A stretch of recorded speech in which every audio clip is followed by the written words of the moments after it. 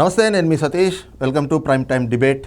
ఇక ఆంధ్రప్రదేశ్లో ఎన్నికలు దగ్గర పడుతున్నటువంటి వేళ రాజకీయ పార్టీలన్నీ కూడా ఎన్నికల ప్రచారాన్ని హోరెత్తిస్తూ ఉన్నాయి. అయితే అధికార పార్టీ మాత్రం తన ఎన్నికల ప్రచారానికి కొత్త పుంతలు తొక్కిస్తూ ఉంది. ఈ క్రమంలోనే ఏదైతే కోడ్ అమల్లోకి వచ్చింది, ఇప్పటికే షెడ్యూల్ విడుదలయ్యి కోడ్ అమల్లోకి వచ్చినా కూడా అధికార పార్టీ ఎన్నికల ప్రచారానికి సంబంధించి వ్యవహరిస్తున్నటువంటి తీరు, ప్రధానంగా ఏదైతే నిబంధనలను కూడా ఉల్లంఘించే విధంగా వాళ్ళు వ్యవహరిస్తున్నటువంటి తీరు పైన కూడా విమర్శలు ఎదురవుతున్నటువంటి పరిస్థితి.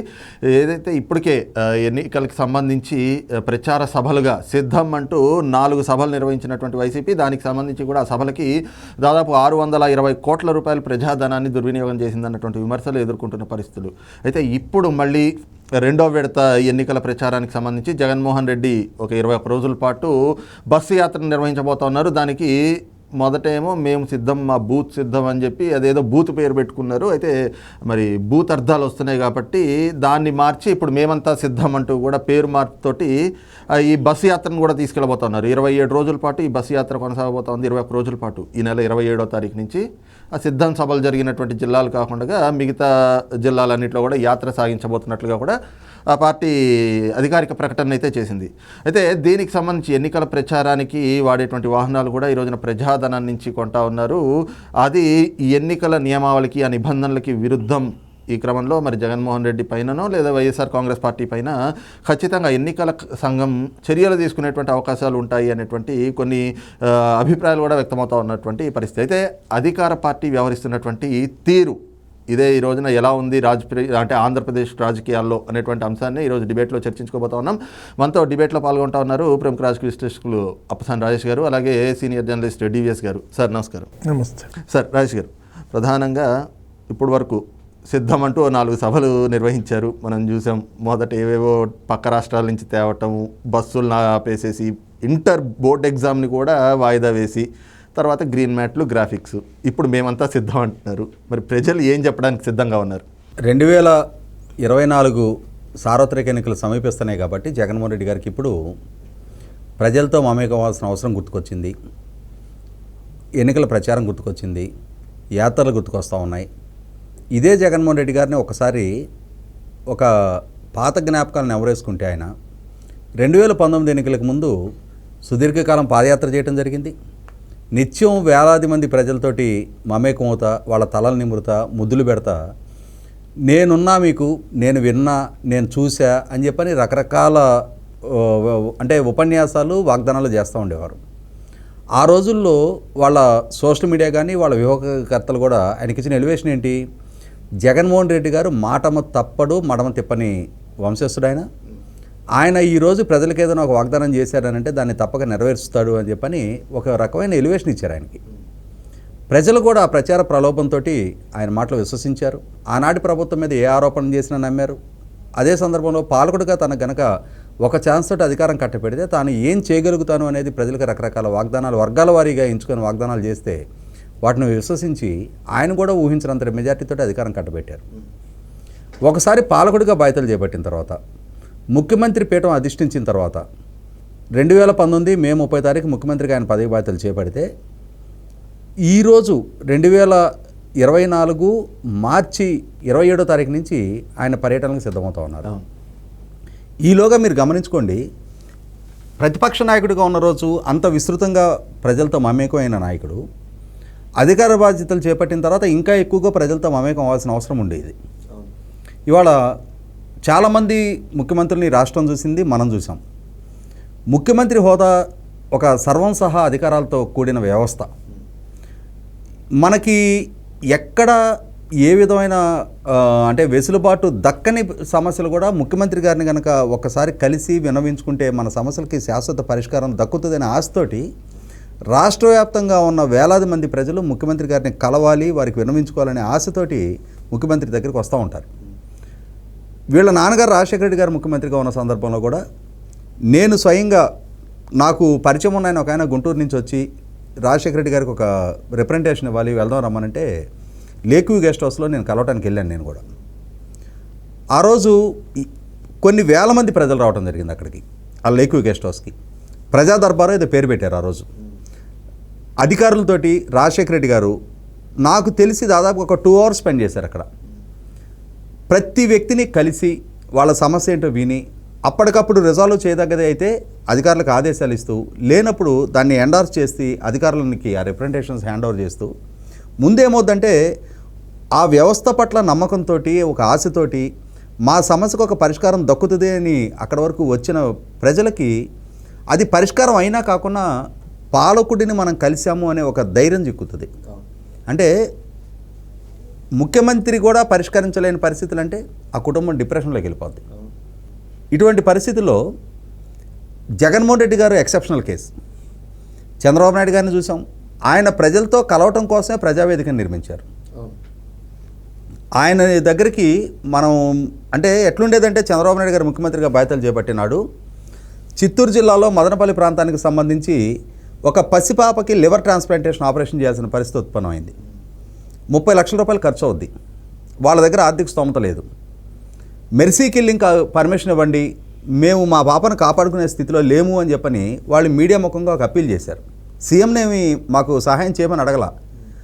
అది మీడియా ముఖంగా రిపోర్ట్ అయిన తర్వాత ఆ వార్త సీఎం గారికి చేరి ఆయన రెస్పాండ్ అయ్యి వాళ్ళని పిలిపించి చెన్నైలో ఆ పాప ఆపరేషన్కి కావాల్సిన ప్రతి పైసా రాష్ట్ర ప్రభుత్వం వైపు నుంచి చేసి ఆ పాపని బతికించడం జరిగింది. అంటే ఒక ముఖ్యమంత్రిగా మానవీయ కోణం ఉండాలి, ప్రజల సమస్యల పట్ల స్పందించగలిగే కరుణాద్ర హృదయం ఉండాలి. కానీ జగన్మోహన్ రెడ్డి గారు ఎన్నికలకు ముందు ప్రజలకి తనను తాను ఒక కరుణరసం కురిపించే ఒక కరుణామయుడిలాగా పిక్చరైజ్ చేసుకున్నారు. కానీ వాస్తవ రూపంగా పాలనా బాధ్యతలు చేపట్టిన తర్వాత రాష్ట్రం చాలా విపత్కర పరిస్థితులు ఎదుర్కొంది.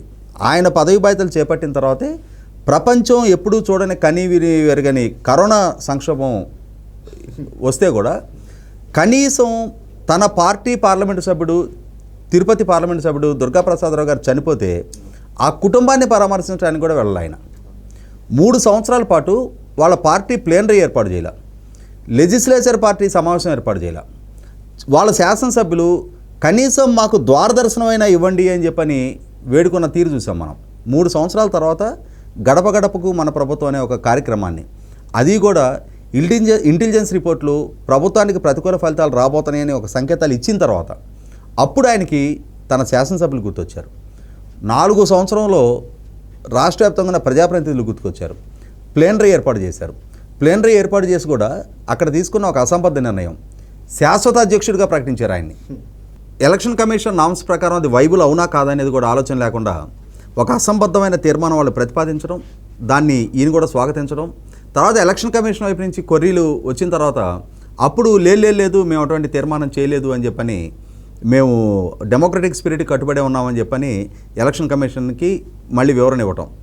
ఇటువంటి వైఖరి ప్రదర్శించిన జగన్మోహన్ రెడ్డి గారు 4 సంవత్సరాల 10 నెలల పాటు ప్రజల్ని పూర్తిగా విస్మరించిన జగన్మోహన్ రెడ్డి గారు తను ఎన్నికలకు ముందు చేసిన ఏ ఒక్క వాగ్దానాన్ని సక్రమంగా సకాలంలో అమలుపరచని జగన్మోహన్ రెడ్డి గారు ఆనాటి ప్రభుత్వం మీద చేసిన విష ప్రచారాన్ని కానీ, ఆనాటి ప్రభుత్వం మీద సృష్టించిన అవినీతి ఆరోపణలు కానీ, ఆ రోజు జరగని నేరాలు జరిగినట్టుగా చిత్రీకరించిన విషయాల్లో ఏ ఒక్కదాన్ని కూడా నిగ్గు తేల్చలేని జగన్మోహన్ రెడ్డి గారు ఇవాళ 4 సంవత్సరాల 10 నెలల కాలం పూర్తయిపోయిన తర్వాత ఇప్పుడు మళ్ళీ ఎన్నికలు సమీపిస్తున్నాయి కాబట్టి మరొక్కసారి నేను ప్రజల్ని ఏమార్చగలను అని చెప్పని ఒక అతివిశ్వాసంతో, ఎందుకంటే పాలనాపరంగా ఆయన ఎంత స్థాయిలో పనితీరు కనపరిచారు, ఆయన పాలనా దక్షత ప్రజల జీవితంలో ఎంత స్థాయిలో ప్రభావితం చేసింది, జీవన ప్రమాణాలు మెరుగైనయా తరుగైనయా అనేది ఆయనకు కూడా తెలుసు. ఇవాళ రాష్ట్రాన్ని ఎంత స్థాయిలో అప్పులకుప్పగా మార్చాననేది ఆయనకు అవగాహన ఉంది. ఇవాళ నేరాంధ్రప్రదేశ్గా మార్చిన తీరు, ఇవాళ మహిళల గౌరవానికి భంగం కలుగుతున్న కేసుల్లో దేశంలో మొదటి స్థానంలో నిలబడ్డ తీరు, రైతు ఆత్మహత్యలో 3వ స్థానంలో నిలబడ్డ తీరు, కౌలు రైతుల ఆత్మహత్యలో 2వ స్థానంలో నిలబడ్డ తీరు, ఉమెన్ ట్రాఫికింగ్ పరంగా ఆ గణాంకాలు చూస్తేనే విస్తుగలిపే పరిస్థితులు, ముఖ్యంగా మైనర్ బాలికల అదృశ్యం, ఇటువంటి అంటే అన్ని ప్రమాణాల్లో రాష్ట్రాన్ని దిగజారుస్తున్న జగన్మోహన్ రెడ్డి గారు ఎన్నికలు సమీపిస్తున్న సందర్భంగా తన శ్రేణుల్లో భరోసా నింపటం, అదే సందర్భంలో మనోధైర్యాన్ని కోల్పోతున్న తన నాయకుల్ని ఇప్పటికే చూస్తూ ఉన్నాం. వాళ్ళ పార్టీ అభ్యర్థులు ఎంతమంది అంటే వాళ్ళ పార్టీకి సంబంధించిన శాసనసభ్యులు, కీలకమైన నాయకులు పార్టీని విడుదలుతున్నారో చూస్తున్నాం. 22 మంది పార్లమెంటు సభ్యులు గెలిస్తే అందులో 5-6 పార్లమెంటు సభ్యులు ఇప్పటికే పార్టీని వేయటం జరిగింది. ఇంకా పదవి కాలం ఉండగానే వేమిరెడ్డి ప్రభాకర్ రెడ్డి గారు లాంటి రాజ్యసభ సభ్యుడు కూడా వాళ్ళ పదవికి రాజీనామా చేసి, వాళ్ళ పార్టీకి రాజీనామా చేసి బయట పార్టీలోకి రావడం చూస్తూ ఉన్నాం. ఇటువంటి సందర్భంలో జగన్మోహన్ రెడ్డి గారు ఈ మధ్యకాలంలో మనం చూసాం, గడప గడపకు మన ప్రభుత్వం అని చెప్పని, మా నమ్మకం నువ్వే జగనన్న అని చెప్పని, ఇట్లా రకరకాల జగనన్నకు చెబుదామని చెప్పని, ఇట్లా రకరకాల కార్యక్రమాలు తీసుకున్నారు. ఇప్పుడు మీరు చెప్పిన ఈ ప్రోగ్రామ్ను కూడా మొదట్లో మనం సిద్ధం, మేము సిద్ధం, మా బూత్ సిద్ధం అని చెప్పని, అంటే బూత్ ఏదో వీళ్ళ సొంతమైనట్టుగా ముందుగా ట్యాగ్ లైన్ తీసుకున్నారు.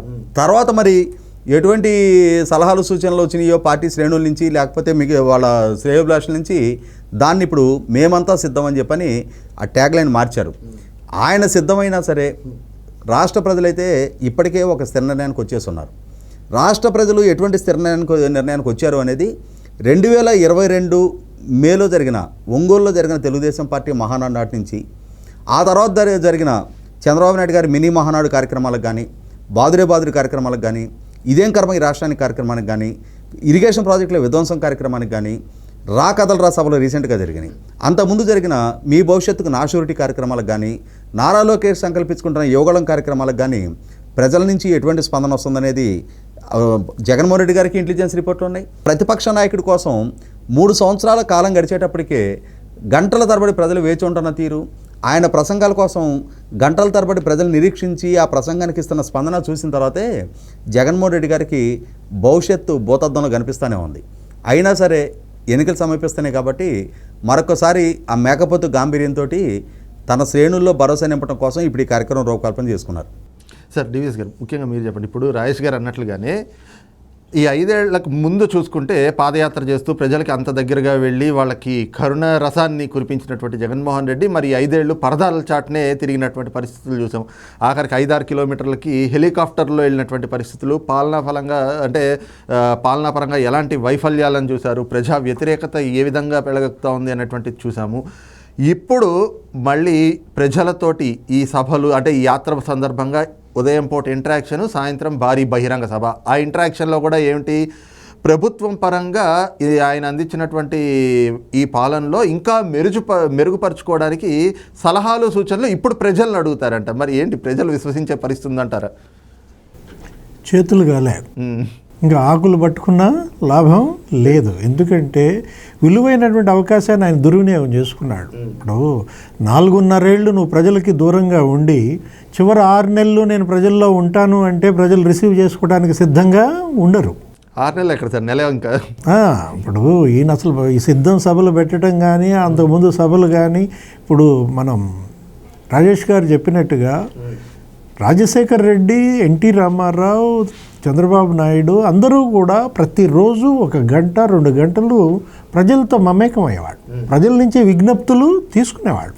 ఒక దగ్గరతనం, ఒక కనెక్టివిటీ. అంటే ప్రజలతో కనెక్టివిటీ కోల్పోయిన పాలకుడకు పతనం తప్పదనమాట. మనం చూసాం తెలంగాణలో కేసీఆర్ ఓటమి. తెలంగాణలో కేసీఆర్ ఈయనకన్నా ఎక్కువ సంక్షేమ పథకాలు అమలు చేశాడు. అసలు తెలంగాణ మోడలే దేశం మొత్తం ఇంప్లిమెంట్ అవుతుంది అన్నాడు. ఏంటి, ఆయన రైతు బంధు నాదేని అన్నాడు, దళిత బంధు అన్నాడు, ఇంతకన్నా ఎక్కువ బటన్లు నొక్కాడు. కానీ కనెక్టివిటీ కోల్పోయాడు. ప్రజలకు ఆయన దూరం అయిపోయి ప్రగతి భవన్కే పరిమితం అయిపోయి సెక్రటేరియట్కి కూడా వెళ్లకుండా ఆయన ఎలా అయితే సేమ్ ఎపిసోడ్, నీకు క్యారెక్టర్లు మారాయి, సీన్ ఒకటే, రాష్ట్రం మారిందనమాట, నాయకులు మారారు, పార్టీ మారారు. ఆయన ఉద్యమంలో అందరితో మమేకమయ్యాడు. ఏది, పోరాట యోధులతో మమేకమయ్యాడు, కవులతో మమేకమయ్యాడు. కేసీఆర్ అంటే జనం, జనం అంటే కేసీఆర్ అన్న కేసీఆర్ 4 గోడలకు పరిమితం అయిపోయేసరికి ఘోరంగా ఓడించారు. సేమ్ ఎపిసోడ్ జగన్మోహన్ రెడ్డిది కూడా అనమాట. పాదయాత్రలో కనెక్టివిటీ ఇప్పుడు మచ్చుకు కూడా లేదు. నీకు అప్పుడు తలలు నిమిరాడు, బుగ్గలు పట్టుకున్నాడు. ఇప్పుడు ప్రజలకు ఆయన ఎంత ఎడం జరిగాడో ఇప్పుడు ప్రజలు ఆయన అంతా ఎడం పెట్టే రోజు వచ్చేసిందనమాట. ఇప్పుడు ఏంటి ఆ ప్రోగ్రాం పేరు, మేమంతా సిద్ధం. దేనికి సిద్ధం? ఇంటికి వెళ్ళడానికి సిద్ధపడుతున్నారా? తట్టాబుట్ట సర్దుకోవడానికి సిద్ధపడుతున్నారా? మేమంతా సిద్ధం అంటే ఇప్పుడు అసలు ఈ బెదిరింపు ఏంటి? జగన్మోహన్ రెడ్డి గారి పరిపాలనలో బెదిరింపు ఏంటి? ఆయన ఇప్పుడు ఈ చేపట్టిన యాత్రలో బెదిరింపు కనపడుతుంది. మొన్న జరిపినటువంటి సభల్లో కూడా ఏంటి, సిద్ధమా సిద్ధమా అని అరుస్తూ ఆయన ఏంటి, అదొక బ్లాక్మెయిల్ చేస్తున్నట్టు, బెదిరిస్తున్నట్టు, ప్రజలను బెదిరించే పాలకుడిని ఇప్పుడే చూస్తున్నాం. మేమంతా సిద్ధం అంటే ప్రజలు అడిగే ప్రశ్న, దేనికి సిద్ధం? దాడులు చేయడానికి సిద్ధమా? దౌర్జన్యాలకు సిద్ధమా? తప్పుడు కేసులు పెట్టించడానికి సిద్ధమా? దేనికి సిద్ధం? అక్రమ నిర్బంధాలకు సిద్ధమా? ఆంధ్రప్రదేశ్ మరి 70 ఏళ్ల చరిత్రలో కని విని ఎరుగనటువంటి అణిచివేత, ఈ 5 ఏళ్లలో ప్రజా సంఘాల మీద అణిచివేత, ఉద్యోగ సంఘాల మీద అణిచివేత, మీడియా సంస్థల మీద అణిచివేత, ప్రతిపక్షాలపైన అణిచివేత. మాజీ ముఖ్యమంత్రి చంద్రబాబునే 53 రోజులు జైల్లో పెట్టారంటే, అచ్చెన్నాయుడిని 83 రోజులు, కొల్లు రవీంద్రని 56 రోజులు, ధూళిపాల నరేంద్రని 20 రోజులు, పట్టాభిని 15 రోజులు. ఏ విధంగా తప్పుడు కేసులు పెట్టి అయ్యన్న పాత్రుడి మీద రేప్ కేసు ఎవరన్నా పెడతారండి? యనమల రామకృష్ణుడి మీద SC ST కేసు. ఇలాంటి పరిస్థితుల్లో ఇవాళ ఈయన దేనికి సిద్ధం? మరోసారి జగన్మోహన్ రెడ్డి సిద్ధంగా ఉన్నా జనం సిద్ధంగా లేరు. జగన్మోహన్ రెడ్డిని ఇంకా ఎంత తొందరగా వదులుచుకుందామా అని ఎదురెదురు చూస్తున్నారు అక్కడ జనం. సార్ రాజేష్ గారు, ముఖ్యంగా ఏదైతే ప్రచారాలకు సంబంధించి, అంటే మనం అధికారంలో ఉన్నా కూడా ఎన్నికలు వచ్చేటువంటి వేళ మనకి షెడ్యూల్ విడుదలైంది, ఎన్నికల కోడ్ వచ్చిన తర్వాత ముఖ్యమంత్రి అయినా కూడా ఆపద్ధర్మమే అవుతారు. ఇలాంటి సమయంలో రాజకీయ పార్టీలుగా వాళ్ళు ప్రచారం చేసుకున్నప్పుడు ప్రజాధనాన్నో లేదంటే ప్రభుత్వానికి సంబంధించినటువంటి దేన్ని వాడడానికి లేదు. కానీ ఈ రోజున జగన్మోహన్ రెడ్డి గారు మాత్రం ఈ ప్రచారాన్ని కొత్త పంతాలు తగ్గించడం, మొన్న సిద్ధం సభలకు కూడా షర్మిల గారు విమర్శించారు, ఆరోపణ చేశారు, 620 కోట్లు ప్రజాధనాన్ని కదా నువ్వు వాడింది అని. ఈ రోజున ఆయన కోసం అని చెప్పేసి 5 కొత్త బస్సులు, ఒక్కోటి ఏమో 13 కోట్లు పెట్టి 2 బుల్లెట్ ప్రూఫ్లు, 3 ఏమో నాన్ బుల్లెట్ ప్రూఫ్లు, 3 కోట్లు ఒక్కో బస్సు. ఇలాగ ప్రజాధనాన్ని దుర్వినియోగం చేయడాన్ని, ఇంత పెద్ద ఎత్తున విలాసాలు పొందుతూ నేను పేదవాడిని, పేదలకి పెత్తందారులకి యుద్ధం అంటారు. ఎలా చూడాలి ఇది? వాస్తవంగా చాలా కీలకమైన ప్రశ్న ఇది సతీష్. ఎందుకంటే గతంలో ముఖ్యమంత్రిగా పనిచేసిన చంద్రబాబు నాయుడు గారు ఉచితంగా ఇసుక పేదలకు అందజేశారు, ప్రజలకు అందజేశారు. ప్రకృతి వనరుగా ఉన్న ఇసుకని ప్రభుత్వం లాభాపేక్ష కాకుండా సేవా మార్గంలో నిర్మాణ రంగాన్ని ప్రోత్సహించే ఉద్దేశంతో ఉచితంగా ప్రజలకు అందుబాటులోకి తీసుకొచ్చింది అనేది అన్న ఒక ప్రాతిపదిక మీద ప్రభుత్వ పాలసీ డెసిషన్ అది. దాన్ని ప్రభుత్వ ఆదాయ వనరుకు నష్టం కలిగించారు అని చెప్పని చంద్రబాబు నాయుడు గారి మీద కేసులు నమోదు చేశారు. ఒక మార్గం చూపించారు ఈయన, అంటే పాలకులు ప్రతిపక్షాల మీద ఎటువంటి కేసులు పెట్టొచ్చు అని చెప్పని ఒక మార్గం చూపించారు. ఇప్పుడు మరి ఒకసారి ఈయన పాలనా బాధ్యతలు చేపట్టిన తర్వాత ఈయన హయాంలో జరిగిన దుర్వినియోగం గురించి కూడా ప్రస్తావనకు రావాలిగా. ఈయన ముఖ్యమంత్రిగా పదవి బాధ్యతలు చేపట్టగానే తీసుకున్న మొట్టమొదట విధ్వంసకర నిర్ణయం ప్రజావేదిక కూల్చివేత. కోట్ల రూపాయల ప్రజాధనంతో నిర్మాణం చేసిన ప్రజావేదికను కూల్చివేయటం ఒక విధ్వంసకర నిర్ణయం, అంటే ప్రజాధనాన్ని దుర్వినియోగం చేశారు.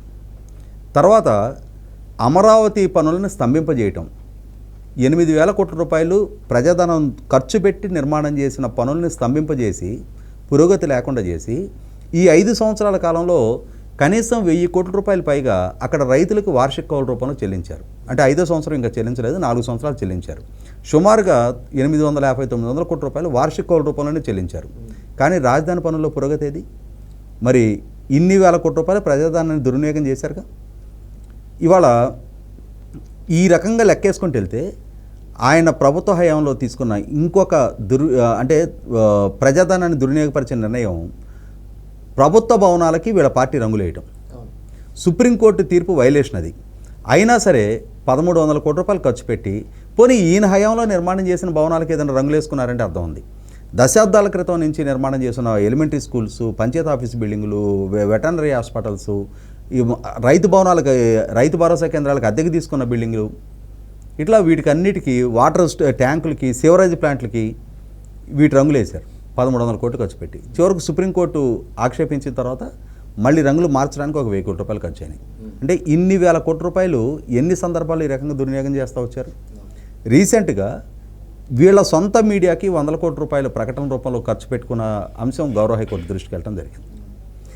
అంటే ప్రజాధనాన్ని బాహాటంగా లూటీ చేస్తున్న జగన్మోహన్ రెడ్డి గారు ఈరోజు ఆర్టీసీని ప్రభుత్వ విభాగంగా ప్రభుత్వం విలీనం చేసుకొని ఇవాళ ప్రజలు ప్రయాణం చేయాల్సిన బస్సులు తీరు చూస్తూ ఉన్నాం మనం.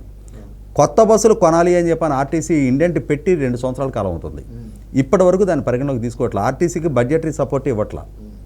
కానీ ఆర్టీసీ నుంచి మాత్రం ప్రతి నెల 125 కోట్ల రూపాయలు ఖజానాకి జమ చేయాలి ఆర్టీసీ. ఎందుకు అని అంటే మీకు మేము శాలరీస్ పే చేస్తున్నాం కాబట్టి అని చెప్పని. అంటే ఇంకా ప్రభుత్వ విభాగంగా ఎందుకు మలుచుకున్నారు మీరు? పబ్లిక్ ట్రాన్స్పోర్టేషన్ అనేది ఇవాళ ఫెసిలిటేషన్ కదా, అది దాన్ని లాభాపేక్షతో ఎట్లా చూస్తారు మీరు ప్రభుత్వ విభాగంగా దాన్ని పరిగణలోకి తీసుకొని లాభాపేక్ష లేకుండా నిర్వహిస్తామని కదా మీరు ప్రభుత్వంలోకి తీసుకొచ్చిందాన్ని. చివరికి ఇవాళ ఇప్పటికే అప్పులతో కొనారెళ్తున్న, నష్టాలతో కొనారెళ్తున్న ఆర్టీసీ చేత బుల్లెట్ ప్రూఫ్ బస్సులు కొనిపించి ఇవాళ ఆ బస్సుల్ని దేనికి వాడుతున్నారు? ముఖ్యమంత్రిగా అధికారిక పర్యటనలో వాడుకుంటే అర్థం ఉంది. ఇవాళ ఎలక్షన్ కోడ్ ముంచుకొచ్చింది, ఎన్నికల ప్రచారానికి వాడుకుంటే అంటే ఆర్టీసీ కాబట్టి మనం సిద్ధం సభలకి 13 కోట్ల రూపాయలు వీళ్ళకి బస్సుల వినియోగానికి బిల్లు అయితే 5 కోట్లు చెల్లించి మిగిలిన 8 కోట్లు ఎగ్గొట్టారంట. అంటే వీళ్ళ పార్టీ తరఫున. ఓ పక్క నిన్న సుప్రీంకోర్టు ద్వారా వెలువరించిన రిపోర్టు ప్రకారం మనకు తేడతలమైంది ఏంటి? 100 కోట్ల రూపాయల ఫండ్స్ ఈ పార్టీకి వచ్చున్నాయి. మరి ఆర్టీసీకి 13 కోట్లు చెల్లించడానికి మీ దగ్గర నిధులు లేవా? ఇవాళ 5 కోట్ల రూపాయలు చెల్లించి మిగిలిన 8 కోట్లు మీరు ఎగ్గొడితే ఎవరు ఆ 8 కోట్ల నష్టం భరించేది రేపటి రోజున? అంటే రాజకీయ పార్టీగా మీ సభల నిర్వహణ కోసం ఆర్టీసీని వాడుకొని మీరు వాళ్ళ డిఫాల్టర్లాగా మారతారా? 100% ముక్కుబిండి వసూలు చేయాల్సిన బాధ్యత ఉంది. అదే సందర్భంలో ఈయన లగ్జరీస్ కోసం చేస్తున్న ఖర్చు గురించి మాట్లాడుకుంటే ఇవాళ ఈ 35 కోట్ల రూపాయలు ఖర్చు పెట్టి బుల్లెట్ ప్రూఫ్ వెహికల్స్ చాలా చిన్నవి. రిషికొండ మీద నిర్మాణం చేసిన గెస్ట్ హౌస్, ఇవాళ ఏపీ టూరిజంకి సంబంధించిన గెస్ట్ హౌస్లు అవి సంవత్సరానికి 30-40 కోట్ల రూపాయల ఆదాయం ప్రభుత్వానికి సమకూరుస్తుంటే ఆ గెస్ట్ హౌస్ల మొత్తాన్ని డిస్మాంటిల్ చేసి అక్కడ అత్యాధునిక హంగులతోటి 15 లక్షల రూపాయల ఖరీదుతోటి కమోడు, 26 లక్షల రూపాయల ఖరీదుతోటి బాత్ టబ్బు ఫిక్స్ చేసుకున్నారు అని అంటే అంతకంటే దుర్వినియోగం ఏముంటుంది? ఇంకా పోనీ ఆ నిర్మాణం చేశారు, ఒక్క రోజైనా మీరు అక్కడ ఉండగలిగారా? ఏ అవసరాల కోసం దాన్ని నిర్మాణం చేశారు? పైగా దానికోసం పర్యావరణ అనుమతులు, సిఆర్జెడ్ నిబంధనలన్నీ ఉల్లంఘించి, కోస్టల్ రెగ్యులేటరీ జోన్ నిబంధనలన్నింటిని ఉల్లంఘించి ఇవాళ 470 కోట్ల రూపాయలు ఖర్చు పెట్టి నిర్మాణం చేశారు. ఈ 470 కోట్ల రూపాయలుగానే ఉండున్నట్టయితే ఈరోజు ఫీజు రీఎంబర్స్మెంటు మొన్న మార్చి 1వ తారీఖు రిలీజ్ చేసిన బటన్ నొక్కిన తాలూకా నిధులు ఇప్పటికీ విడుదల కాలేదు. విద్యాదీవెన ఫీజు రీఎంబర్స్మెంట్నే విద్యాదీవెన అని పేరు పెట్టారు. మరి ఇవాళ ఆ విద్యార్థులకి చెల్లించడానికి ఆస్కారం ఉండేది కదా. ఈ రకమైన దుర్వినియోగానికి పాల్పడతా ప్రభుత్వ వనరులని సొంత వనరులుగా వాడుకుంటా ప్రభుత్వానికి పార్టీకి మధ్య ఉన్న, ప్రభుత్వానికి పాలకుడికి మధ్య ఉన్న వ్యత్యాసం ఆ థిన్ లైన్ ఉంటుంది. ఆయన ముఖ్యమంత్రి కావచ్చు, కానీ ముఖ్యమంత్రి అయినా సరే తన సొంత అవసరాలకి ప్రభుత్వ వనరులను వాడుకోవడానికి వీల్లేదు. ఆయన జస్ట్ కస్టోడియన్. ఒక 5 సంవత్సరాల కాలానికి రాష్ట్రం శాశ్వతం, వ్యవస్థల శాశ్వతం, ప్రభుత్వం శాశ్వతం, పార్టీలు పాలకులు మారుతూ ఉంటారు. ఒక 5 సంవత్సరాల టెన్యూర్ కోసం పాలకుడిగా వచ్చిన జగన్మోహన్ రెడ్డి గారు ఈ రకమైన లూటీకి పాల్పడుతున్నప్పుడు ఖచ్చితంగా రేపు వచ్చే ప్రభుత్వాలు విచారణ జరపాల్సిన అవసరం ఉంటుంది. ఆయన ద్వారా దుర్వినియోగం జరిగిన ప్రతి రూపాయిని తిరిగి కట్టించాల్సిన రెవెన్యూ రికవరీ యాక్ట్ కింద అవసరమైతే వాళ్ళ సొంత ఆస్తులు జప్తు చేసైనా సరే ఆ డబ్బు మొత్తం కూడా తిరిగి మళ్ళీ ప్రభుత్వ ఖజానాకి రాబట్టాల్సిన అవసరం ఉంటుంది. సార్ డివిఎస్ గారు, ముఖ్యంగా ఏదైతే ఈ రకమైనటువంటి వయలేషన్స్ అంటే ముఖ్యమంత్రిగా ఉంటూ బాధ్యతగా వ్యవహరించాల్సినటువంటి వ్యక్తి రాజేష్ గారు అన్నట్టుగా 5 ఏళ్ల కస్టోడియన్ మాత్రమే, అలాంటి వ్యక్తి ఈ రోజున తన హంగులు, తన ఆర్భాటాలు, తన విలాసాలకి ప్రజాధనాన్ని దుర్వినియోగం చేయడం, ఇప్పుడు ఎన్నికల కోడ్ వచ్చిన తర్వాత ఈ రకంగా లగ్జరీ బస్సులు 35 కోట్ల రూపాయల ప్రజాధనాన్ని హెచ్చించి దాన్ని తన రాజకీయ పార్టీ ప్రయోజనాలకి వాడుకోవటం, ఇది మరి కేంద్ర ఎన్నికల సంఘం చూస్తూ ఊరుకుంటుందా? ఎలాంటి చర్యలు తీసుకునే అవకాశం ఉందంటారు?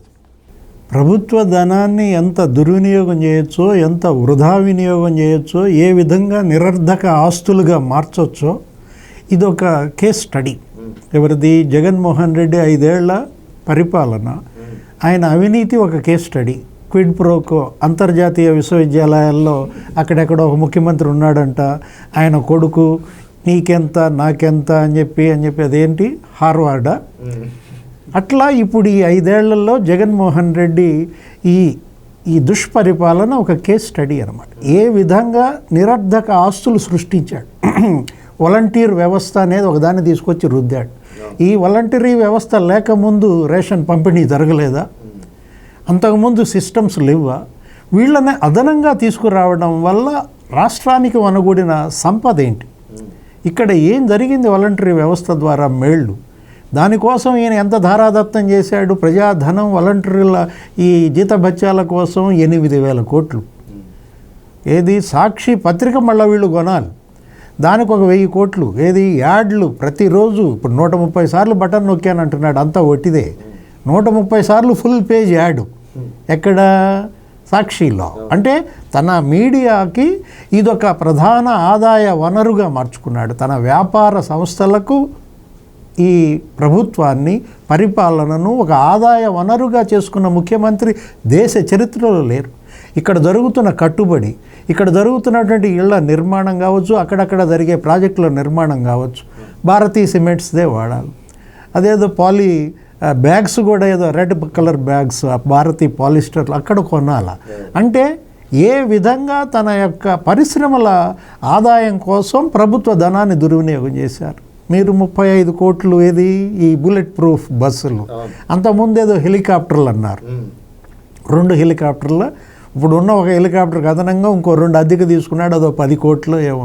అసలు దీనికంటే ముందు ఆల్రెడీ అధికారంలోకి వచ్చాక 3 బస్సులు నాన్ బుల్లెట్ ప్రూఫ్ చేయించి పెట్టాడు. అవి 3 ఏళ్లుగా ఉపయోగంలో లేవు. తాడికొండలో ఒక ప్యాలెస్, లోటస్ పాండ్లో ఒక ప్యాలెస్, పులివెందుల్లో ప్యాలెస్, వీటన్నిటికీ మరమ్మతులు, వీటన్నిటికీ మళ్ళా ఆ కంచెలు, వాటికి మళ్ళీ బుల్లెట్ ప్రూఫ్లు, వీటన్నిటికీ ఎన్ని వందల కోట్లు దుర్వినియోగం జరిగిందో అంటే జగన్మోహన్ రెడ్డి పరిపాలనలో ప్రజాధనం ఎంత దుర్వినియోగం అయిందంటే ఇంకా దేనికి ఆయన సిద్ధం, మేమంతా సిద్ధం అన్నాడంటే 11 లక్షల కోట్ల అప్పులు ఇంకా చేయడానికి సిద్ధమా?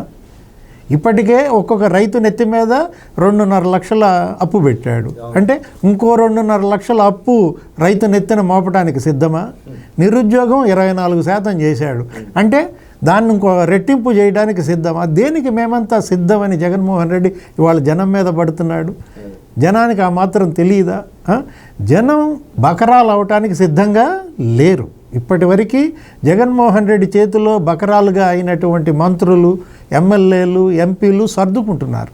ఆల్రెడీ ఐఏఎస్లు కూడా సర్దుకునే పరిస్థితి. ప్రజలు ఎప్పుడెప్పుడు జగన్మోహన్ రెడ్డికి బుద్ధి చెబుదామని ఎదురెదురు చూస్తున్నారు. రైట్, ఇది చూస్తున్నాం కదా. ముఖ్యంగా ఏదైతే 5 ఏళ్లుగా పాలనాపరంగా నేను కొంచెం యాక్షన్ చేస్తాను. జగన్మోహన్ రెడ్డి గారు గత 5 సంవత్సరాలు పాలకుడుగా ఆయన ప్రభుత్వ పథకాల పంపిణీ సందర్భంగా సభలు ఏర్పాటు చేసేవాళ్ళు. ఆ సభల్లో తప్పితే ఆయన పబ్లిక్ ముందుకు ఎప్పుడు రాలా. ఆ వచ్చిన సందర్భంలో కూడా ఏంటంటే మనం సినిమా హాల్కి టికెట్ కొనుక్కొని వెళ్తే స్క్రీన్ మీద వచ్చేది మనం చూడటం తప్ప మనం ఎదురు చెప్పడానికి ఏం ఆస్కారం ఉండదు. అట్లాగే జగన్మోహన్ రెడ్డి గారు పాలకుడిగా 5 సంవత్సరాలు కూడా వివిధ సందర్భాల్లో ఆయన చెప్పాలనుకున్నది ప్రజలకు వినిపించేసి ఆ సభ ముగించుకొని వెళ్ళిపోయారు తప్ప ప్రజలతోటి ఎప్పుడూ ఇంటరాక్ట్ అవ్వాల. ఆఖరికి రీసెంట్గా జరిగిన మిచిగాం తుఫాను సందర్భంగా, తుఫానుకి దెబ్బతిన్న రైతుల పరామర్శ సందర్భంగా కూడా సెలెక్టెడ్గా కొంతమంది రైతులను ఎంపిక చేసి వాళ్ళకి ఇస్త్రీ బట్టలు తొడిగి మెడల్లో వాళ్ళకి ట్యాగులు వేసి ఈయన రెడ్ కార్పెట్తో పాటు గ్రిల్స్ మధ్య దగ్గర నిలబడితే ఆ గ్రిల్స్ అవతల నిలబడ్డ రైతులతో ఇంటరాక్ట్ అయ్యారు ఆయన. అంటే ఒక ఆర్కెస్ట్రేటెడ్ డ్రామా క్రియేట్ చేస్తా 5 సంవత్సరాల కాలం గడిపారు. ఇప్పుడు మొట్టమొదటగా ఇంటరాక్షన్ ప్రోగ్రాం పొద్దున పూట మధ్యాహ్నం నుంచి ప్రచార సభలో ఉంటున్నారు. ఖచ్చితంగా ఇంటరాక్షన్ అవుతున్న సందర్భంగా ప్రజలకి దక్కిన మొట్టమొదటి అవకాశం నేపథ్యంలో ఆయన నిలదీయాల్సిన అవసరం ఉంది. ఆయన 2019 ఎన్నికలకు ముందు వివిధ వర్గాల ప్రజలను లక్ష్యంగా చేసుకొని, ముఖ్యంగా ప్రధానంగా యువతను లక్ష్యంగా చేసుకొని యూనివర్సిటీల చుట్టూ, కాలేజీల చుట్టూ తిరిగి యోబేరి అని చెప్పని సదస్సులు ఏర్పాటు చేశారు. ప్రత్యేక హోదా ఆవశ్యకత గురించి వివరించి చెప్పారు. నేను మీకు వలసలేని ఉపాధి కల్పిస్తా, ప్రత్యేక హోదా సాధించినప్పుడు ప్రపంచవ్యాప్తంగా ఉన్న పెట్టుబడిదారులందరినీ మనం ఆకర్షించడానికి అవకాశం ఉంటుంది, 13 జిల్లాలని 13 హైదరాబాద్లుగా అభివృద్ధి చేస్తా, 2,30,000 ప్రభుత్వ ఉద్యోగాలు భర్తీ చేస్తా అని ఇట్లా రకరకాల వాగ్దానాలు చేశారు ఆయన. అదే సందర్భంలో మెగా డిఎస్సి కండక్ట్ చేస్తున్నారు. ఇవాళ ఏ ఒక్క వాగ్దానాన్ని నెరవేర్చారు ఆయన? ఇవాళ ఏ మొహం పెట్టుకొని ఆ యువతను ఫేస్ చేస్తారు? ఇవాళ కేవలం 6,100 డిఎస్సి ఉద్యోగాలతోటి చివరికి గత ప్రభుత్వ హయాంలో 2018 నోటిఫికేషన్ ఏపీపీఎస్సీ గతి ఏమైందో చూసాం మనం చివరికి. అంటే జగన్మోహన్ రెడ్డి గారు నిలువున యువతను వంచారు. మహిళలను లక్ష్యంగా చేసుకొని మద్యపానం అనేది వాళ్ళ కుటుంబాల్లో ఆర్థికంగాను ఆరోగ్యపరంగాను చిన్నాభిన్నం చేస్తుంది. నాకు ఒక్క ఛాన్స్ తోటి అధికారం ఇవ్వండి, 2024లో నేను ఎన్నికలకు వెళ్ళబోయే ముందు రాష్ట్రంలో 5 స్టార్ హోటల్స్లో తప్పితే మద్యం లేకుండా చేస్తానని వాగ్దానం చేశారు. మరి వాళ్ళు అదే మహిళలను ఫేస్ చేసే సందర్భంగా, ఇంటరాక్షన్ అవుతున్న సందర్భంగా ఆ మహిళలకి ఏం సమాధానం చెప్తారు ఆయన? ప్రజలను నిలదీయాలి, ప్రశ్నించాల్సిన అవసరం ఉంది. ఉద్యోగస్తుల్ని మీకు మెరుగైన పీఆర్సీ ఇస్తా, క్రమం తప్పకుండా డిఎల్ ఇస్తా, మీకు సిపిఎస్ రద్దు చేస్తా అన్నారు. ఏ వాగ్దానాన్ని నెరవేర్చారు? ఇవాళ ఒక్కొక్క ఉద్యోగికి లక్షల రూపాయలు ఎరియర్స్ ఈ రోజుకి పెండింగ్ ఉన్నాయి. 2021 నవంబర్ 30 నుంచి ఈ రోజు దాకా సరెండర్ లీవ్లు ఎన్కాష్మెంట్ జరగట్లా. అంటే ఒక దుస్థితిలోకి ఇవాళ ఉద్యోగులను నెట్టేశారు ఆయన. నెల 1వ తారీఖు జీతం వస్తే చాలు అనుకునే ఒక గత్యంతరం లేని స్థితిలోకి ఉద్యోగులు నెట్టేశారు. ఇటువంటి పరిస్థితుల్లో ఏ మొహం పెట్టుకుని ఆ ఉద్యోగిని ఫేస్ చేస్తారు ఆయన? దళితులకు సంబంధించిన 27 సంక్షేమ పథకాలు రద్దు చేశారు. వ్యవసాయ రంగానికి సంబంధించి గత ప్రభుత్వ హయాంలో అగ్రికల్చర్ మెకనైజేషన్కి ఇచ్చిన ప్రయారిటీ రీత్యా చూసుకున్నా, ఇరిగేషన్ ప్రాజెక్టులకు ఇచ్చిన ప్రయారిటీ ప్రకారం చూసుకున్నా, అన్నిటికన్నా ముఖ్యంగా రాష్ట్రాన్ని ఏ జిల్లాకు ఆ జిల్లాగా పారిశ్రామికీకరణ పెంచడానికి తీసుకున్న ప్రయత్న పరంగా చూసుకున్నా ఈయన హయాంలో చూపించిన పురోగతి ఏంటి? ఏ అంశాల పట్ల ఈయన ప్రజలకు వివరణ ఇవ్వగలుగుతారు? ఆయన సొంత నియోజకవర్గానికి నీళ్లు అందించే గంటికోట రిజర్వాయర్ పూర్తయిపోయి ఆ రిజర్వాయర్లో నీళ్లు నిలబడి ఉంటే డిస్ట్రిబ్యూటరీ నెట్వర్క్ ఏర్పాటు చేయని పర్యవసానం, అంటే పిల్లకాలాల వ్యవస్థ ఏర్పాటు చేయని పర్యవసానం రిజర్వాయర్లో కనిపిస్తున్న నీళ్లు వాళ్ళ రైతుల పొలాల్లోకి రాని పరిస్థితి. సొంత నియోజకవర్గానికి న్యాయం చేయలేని జగన్మోహన్ రెడ్డి వాళ్ళ సొంత చిన్నాన్న హత్య గావింపబడితే ఆ కేసును 5 సంవత్సరాలుగా పరిష్కరించలేని నిస్సహాయుడిగా అసమర్థుడిగా ఉన్న జగన్మోహన్ రెడ్డి ఇవాళ ఏ ప్రజలతో ఇంటరాక్ట్ అయ్యి ఏం సమాధానం చెప్పగలుగుతారు? ఏ ధైర్యంతో వాళ్ళ ప్రజలను ఫేస్ చేయగలుగుతారు? ఇవాళ మేము సిద్ధం కాదు, ప్రజలు సిద్ధంగా ఉన్నారు, సంసిద్ధంగా ఉన్నారు.